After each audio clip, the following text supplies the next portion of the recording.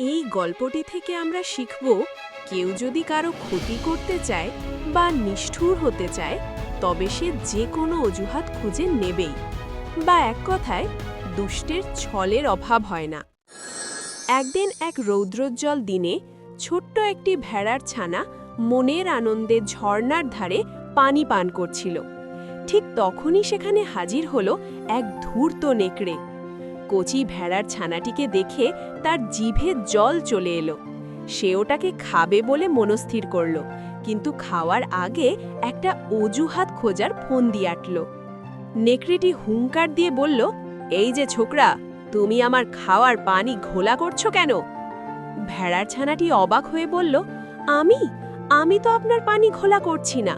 আপনি দাঁড়িয়ে আছেন উঁচুতে আর আমি আছি নিচুতে। পানি তো ওপর থেকে নিচের দিকে গড়িয়ে আসে, নিচ থেকে তো আর উল্টো দিকে যায় না। উত্তরে এমন যুক্তি শুনে নেকড়ে আরও রেগে গিয়ে বলল, তুমি বড্ড বেয়াদব।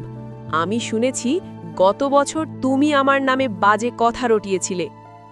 ভেড়া ছানাটি ভয়ে ভয়ে উত্তর দিল, এটা তো সত্যি নয়, গত বছর তো আমার জন্মই হয়নি।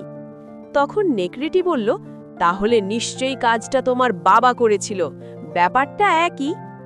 এই বলেই আর কোনো কথা না শুনে নেকড়েটি ঝাঁপিয়ে পড়ল সেই নিরীহ ভেড়ার ছানাটির ওপর। বন্ধুরা, আরও এইরকম মজার মজার গল্প দেখতে এবং শিক্ষণীয় ছড়া দেখতে আমাদের চ্যানেলটা সাবস্ক্রাইব করো এবং বেল আইকন বাজিয়ে পাশে থাকুন।